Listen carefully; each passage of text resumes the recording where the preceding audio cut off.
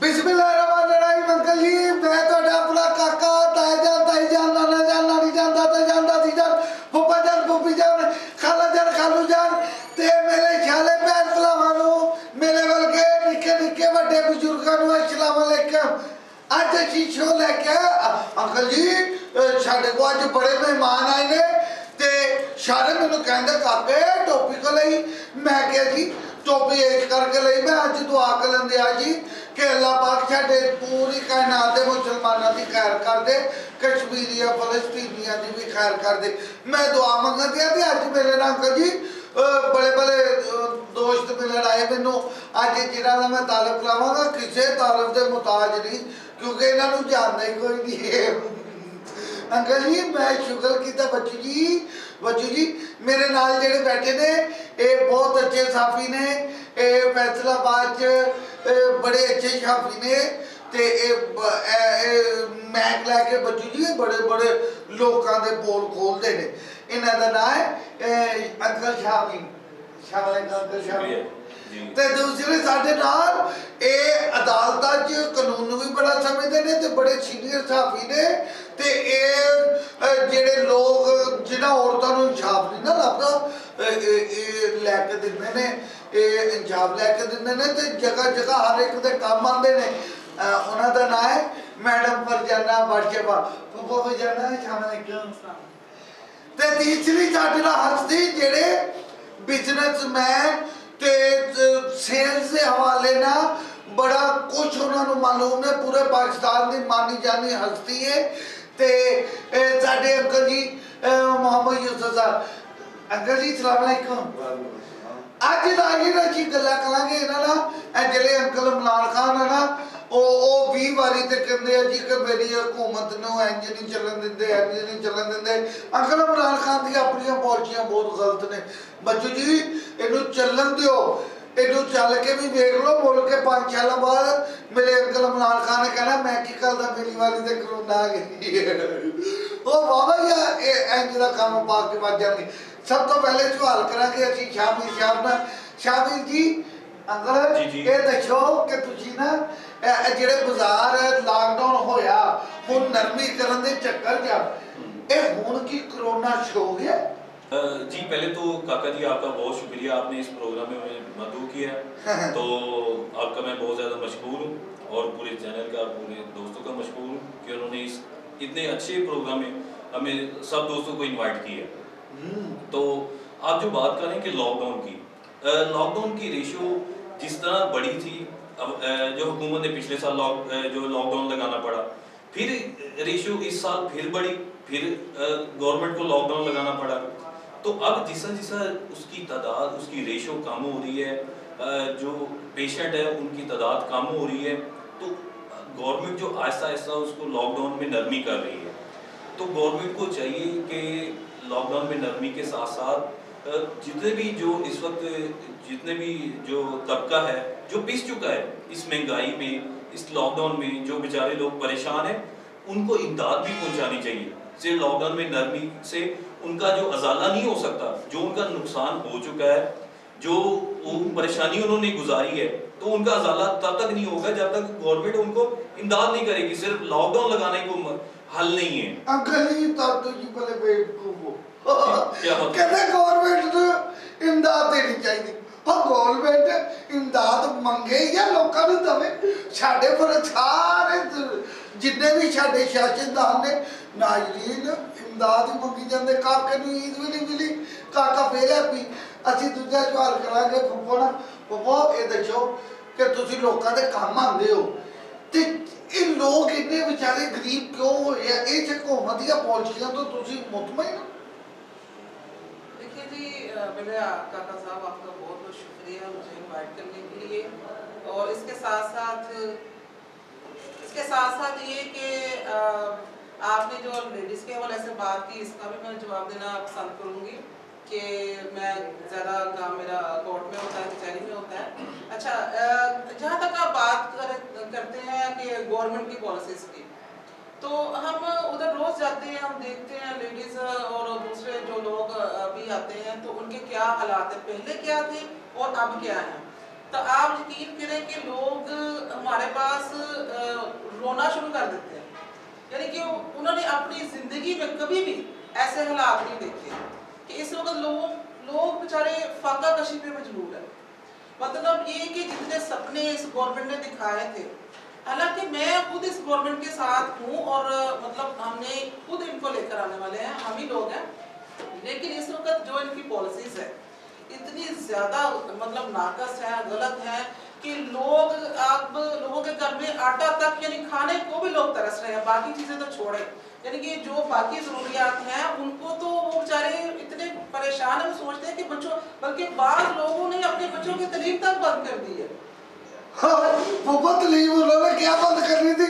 तालीम तो इमरान खान साहब ने बंद की हुई है। सारी बातें, इसमें कोई बात नहीं। वो सोचते हैं कि हम लोग इंसाफ के लिए यहाँ कैसे हैं, हमारे पास तो खाने को नहीं है। यानी इनकी पॉलिसी से इतनी गलत। आप देखें कि चीनी वो 55 से जब ये गवर्नमेंट गई है बिजली, मैं उसकी तरफदारी नहीं कर रही, आपको पता डबल, हर चीज का रेट डबल हो चुका है। कोई ऐसी चीज नहीं है जिसका रेट डबल से कम हो। वो जा रही है डबल। जब जहांगीर तरीन ने अपना हेलीकॉप्टर डबल उड़ाया तो उसकी चीनी भी तो डबल ही उड़ेगी ना। देखिए ये कहते हैं माफियाज है, इसमें हम मानते हैं माफियाज है, लेकिन अगर आप 3 साल होने वाले हैं इस गवर्नमेंट को, अगर आप इस माफियाज को कंट्रोल नहीं कर सकते तो फिर इस गवर्नमेंट का क्या फायदा? ये आपकी बात बिल्कुल ठीक है, कदर नामी की माफी। ये जो मैं अभी बच्ची जी इतना भी तो बच्चा नहीं हूं ना, मैं भी तो काका इतना बच्चा नहीं ना। काके को एक बंदा पूछता, काके मैं क्या की गल आ, कहता काके तो हुकूमत ने लैपटॉप दे रही है। मैंने कहा लैपटॉप दे रही है, लैपटॉप दे के भी तो गेम ही खेल रही है ना, पढ़ाई तो होती नहीं है तो गेम ही खेलेंगे। मैं ये बताना चाहता हूँ बच्चू जी के दूसरे ममालिक में ना हर बंदा तालीम के लिए बजट रख रहा है। जितने भी दूसरे ममालिक बड़े, अमेरिका, यूरोप, लोग अपने बच्चों को वो उनकी सलाहियत के मुताबिक तालीम अच्छी कर रहे हैं। साढ़े लैपटॉप दे रहे हैं और उसमें बाद जो गेम लैपटॉप देख के तो स्कूल बंद कर देते हैं। वो फिर गेम ही देखेंगे, फिल्म ही देखेंगे, फिल्मों का हमारे का हाल बुरा। अब मैं बात करता हूँ की गल चाचू, कहीं मैं ये कहना चाह रहा हूँ कि पिछले साल से लेकर अब तक बच्चों की पढ़ाई बर्बाद हो गई है। बच्चों को जो कुछ आता था वो भी भूल गए। अंकल मैं फिर आपको बेवकूफ कहूंगा। वो कैसे? बच्चों की पढ़ाई बर्बाद की, आपको टेंशन है, इधर तो बच्चे बर्बाद हो गए। बेचारे स्कूल में जाते थे, माँ बाप क्या मतलब। अंकल मैं आपसे कच्ची कर दूंगा, मैं थूक छीड़ देना आप पे। काका जी ये बताइए कि आप लिपस्टिक क्यों लगाई हुई है आपने इधर गालों के ऊपर, ये क्या वजह है? ये मैं बड़ा सियाना काका हूँ। माँ बाप मारते हैं ना बच्चों को बाहर खेलने से, कोरोना है कोरोना है, तो मैं बच्चों को डराता हूँ कि ये मेरे शकुन्ने बच्चे हुए हैं। अब मैं बात करूंगा मामा यूसुफ साहब जो बड़े अच्छे हमारे बिजनेसमैन है। अंकल जी आपको कितना घाटा पड़ा है इस लॉकडाउन से? काका जी सबसे पहले तो आपको मैं आपका शुक्रिया अदा करता हूँ कि आपने इनवाइट किया। अब ये जो आप बात कर रहे हैं कितना घाटा पड़ा है, ये तो बात मेरा ख्याल है इस वक्त ऐसी हो चुकी है कि इस पे सवाल हो ही नहीं सकता, क्योंकि ये बिजनेस में घाटा ही घाटा रहा है। कोई भी काम अगर आप देख लेते हैं, किसी फील्ड में भी आप जाते हैं तो कुछ भी नहीं हो रहा। अब चूंकि कंज्यूमर या कस्टमर फ्लो से सारा काम शुरू होना, अब यहाँ पे इधर से बंद उधर से बंद, गाहक कैसे आए, कब वो खरीदारी करे, जब गाहक खरीदारी नहीं करेगा तो कैसे बिजनेस चलेगा। अब हालात ये है कि आप आजकल देख लें, कोरोना बेहतरीन बात है कि इससे हमें बचाव करना है, बेहतरीन बात है, क्योंकि सेहत है तो जिंदगी है, सेहत से बढ़ के कोई चीज़ नहीं है। लेकिन अब मसला ये है कि कोरोना के बावजूद जितनी ये सख्तियाँ हो रही हैं, रश उतना ज़्यादा हो जाता है। जैसे अब आप टाइम की बात करेंगी, सुबह 8 बजे से 6 बजे बंद कर दें तो लोगों का रश उसी हिसाब से बढ़ जाता है, क्योंकि उनकी कोशिश होती है कि हम 6 बजे तक अपने सारे काम निपटा लें, लेकिन उस पर वही कस्टमर फ्लो जो है वो बढ़ जाता है। अब हालात ये हैं कि जो खरीदार है, जो बिजनेसमैन है, उसके पास जैसे ये अभी ईद गुजरी है, उन्होंने अपनी सारी शॉपिंग की, अपना सारा स्टॉक खरीदा ताकि उनकी जो ईद है उस पर कारोबार बढ़े। लेकिन हुआ क्या कि उस पर इतनी पाबंदियाँ हो गई कि उनके स्टॉक्स तो ज़ाहिर रुके होंगे, और वो जो कुछ स्टॉक्स ऐसे होते हैं जो होते ही स्पेशल ईद के लिए, अब ईद गुजर गई है तो उन स्टॉक्स का वो क्या करेंगे? वो लॉस है, वो नुकसान ही है आपका। जितना भी आप उस पर बात कर सकते हैं, लेकिन बात फिर वही है कि ये अल्लाह की मर्जी की है, उसके आगे हम क्या कर सकते हैं? जो अल्लाह को मंजूर है वैसे होता जा रहा है। आपकी बड़ी हिम्मत है, बड़ी मेहरबानी है कि आप काका बन के ये सारी चीजों को हाईलाइट कर रहे हैं। क्या मतलब अंकल जी, मैं काका हूँ, काका बनानी हूँ, नहीं मैं चुकने मारूंगा आपके वो अब आप पता है ना कि वो आप बने हुए हैं। नहीं है, देखिए तो देखे किधर जा रहे हैं। चूस रही कौम इस वक्त प्रॉब्लम में है, तो आप इस वक्त भी ऐसे हालात में, इस अंदाज में, ये हल्के फुल्के अंदाज में सारी चीजें हाईलाइट कर रहे हैं। को भी बताया कि हमारे मुल्क के हालात इस किस्म के हो गए हैं। ये काके को नहीं पता, ये इमरान खान अख्तर है ना जो, वो तो चिड़ियों को भी पता लग गया, चिड़ियों को भी पता लग गया कि पाकिस्तान से बाहर जा रही है चिड़ियाँ। कह रही है इनके पास तो इतनी कनक नहीं है, ये आप खाएंगे हमें डालें। कल मैंने एक बच्चे को पूछा, मैंने कहा तूने रोटी खाई क्या? तो वो क्या होती है? मैं क्या, कनक की रोटी जो ऐसे ऐसे ऐसे ऐसे बनाते हैं, कैसे ऐसे ऐसे हवाए तो आजकल मम्मा अब्बू को मारती है, उधो तब निकलते हैं कि कंजर पैसे लेके आप बच्चे भूखे मार के। ये बातें तो उधर आ रही है, ये वाली बातें बंद हो गया। अब तो होटल से 2 रोटी पूरी मिलती है मुझे। ठीक है बब्बू जी, मैं आपको एक गाल करूं, आपकी जितनी गालें है ना, आप तो पूरे महल्ले की रोटी खा जाती हो। अच्छा, आपकी गालें क्या बताती हैं? क्या आप किसी की मैं आप ये बात करना चाहता हूँ, आप तीनों मेहमानों जी, आप बहुत अच्छे मेहमान हैं, मेरे अंकल हैं आप। ये जो हो रहा है ना काम पाकिस्तान में, ये शुक्र करो कि सारे बच्चे छाछ दे रहे हैं, वरना हवा पे भी टैक्स लग जाना। वैसे बच्चे तो बहुत खुश हैं, छुट्टियां हैं, मतलब बच्चों के तो मौजे हैं। मौजे किस बात की? क्यों? आपको पता है कि बच्चों की छुट्टी करने से, स्कूल बंद करने से कितना नुकसान हुआ? बच्चों तो कोई नहीं पता, बच्चे तो खुश होते हैं कि हमें छुट्टियां मिली हुई हैं। आप देखिए, आप कितने खुश हैं, आप भी खुश हैं। देखिए मैं कुछ नहीं हूँ, मैं खुश होता हूँ प्रोग्राम के दौरान। अच्छा, नहीं तो बच्चों को पूछ के देखो, वो 24 घंटे मस्जिदों में या अल्लाह स्कूल खोल दे। मैंने कहा बच्चों आपको तो छुट्टियों से मजा आता था, कहता वो 3 महीनों की आता था, जितनी इसने छुट्टियां कर दी, अब घर में डेली मार पड़ती है। आपको स्कूल इसलिए याद आता है कि आपने वहाँ जाके टिफिन किसी के चोरी करके खाना खाना आता होगा। पप्पू जी आप कॉमेडी कर रही है, आप बहुत अच्छी पप्पू है, पुट्ठी तो तुम्हारी होती है। आपने इन्हें कैसे बताया ये? अच्छा, आपकी सारी बातें इन्हें पता है।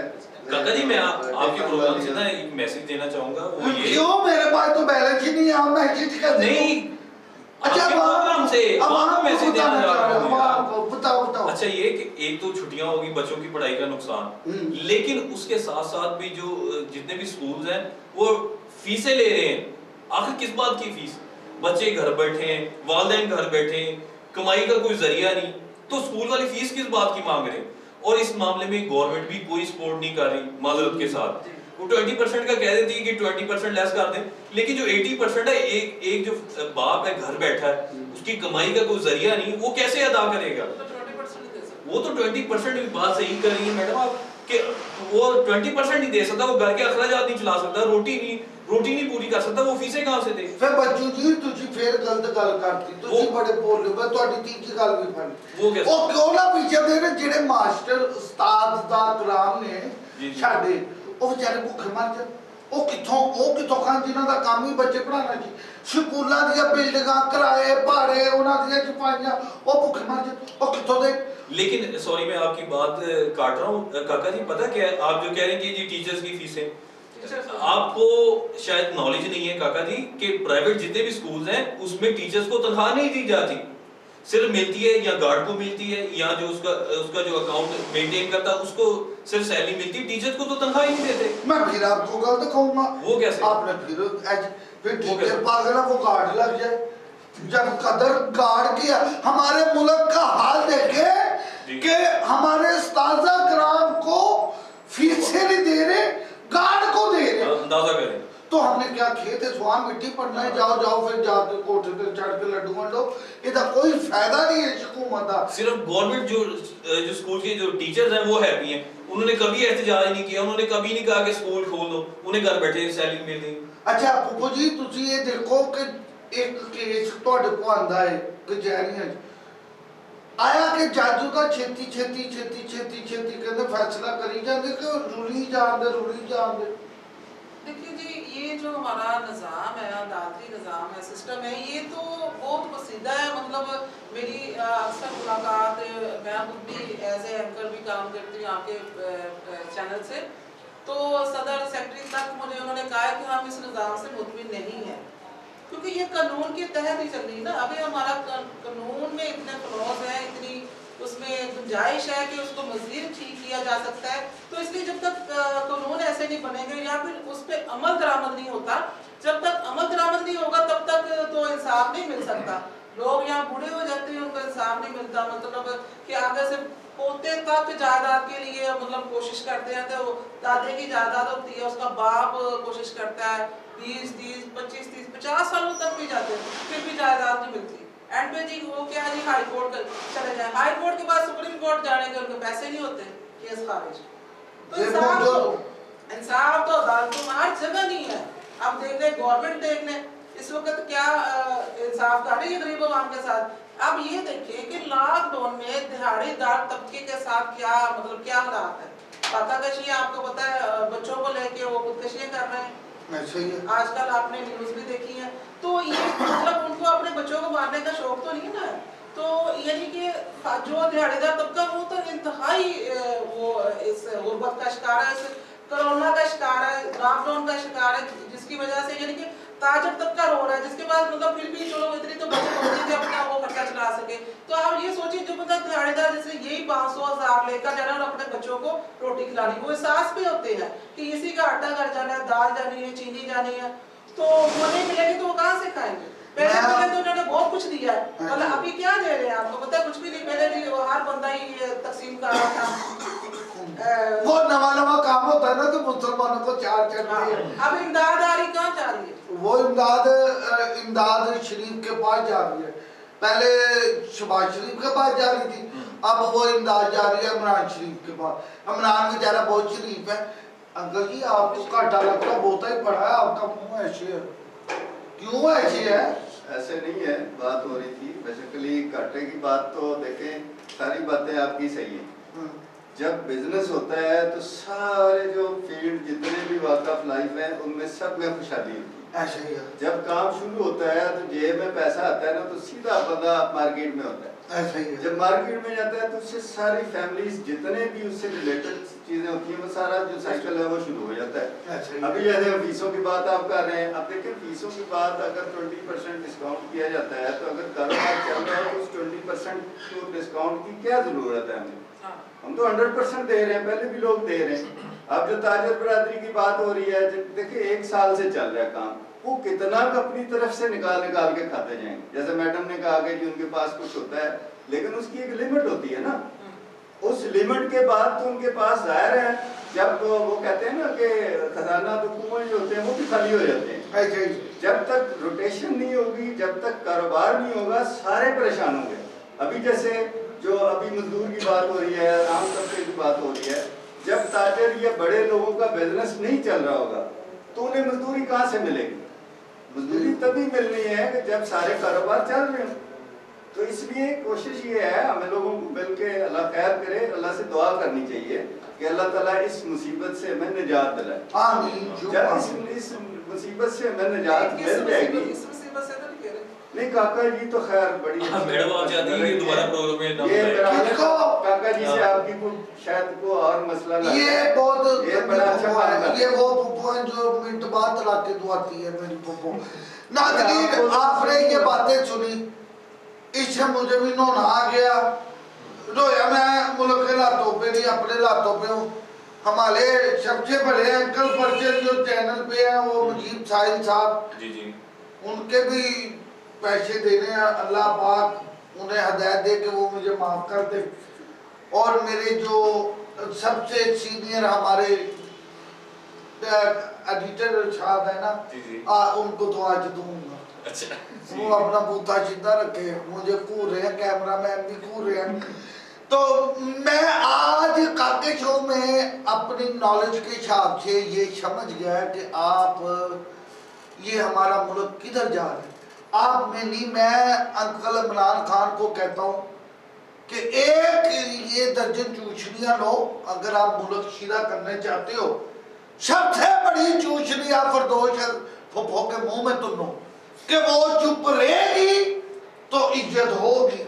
दूसरी चूचनी फवाद चौधरी के मुंह में तुनो, वो चुप रहेगा तो हमारी ना जो जितनी अपना होती है ना दूसरे अंदर शबाज शरीफ वगैरह जिनको अपोजिशन बोलते हैं, वो उसकी बातें पढ़ते हैं। एक चूचनी उसके मुंह में तुनो। तीसरी चूचनी अगर तुननी है तो मेरे फूफा जी जो अपने बहुत अच्छे फूफा जी हैं, डड्डू से ज्यादा पढ़ोके जमातों में जाते हैं, शेख रशीद के मुंह में तुनो। ये मिनट में कह रहा हो रहा पता नहीं लगता ये खराटे मार रहा है ये जवाब दे रहा है। तो जहाँ पे ऐसे सियासतदान होंगे तो अंकल जी अल्लाह ही हाफ़िज़ है उस मुल्क का, तो उस मुल्क का अल्लाह हाफ़िज़ तो होगा। जहाँ पे इतने गंदे सियासतदान होंगे ना उसमें अल्लाह ताला इस जैसे काके जैसे अच्छे एंकर भी पैदा करता है जो उनकी बुराइयों से पर्दे उठाते हैं। तो जाते चलते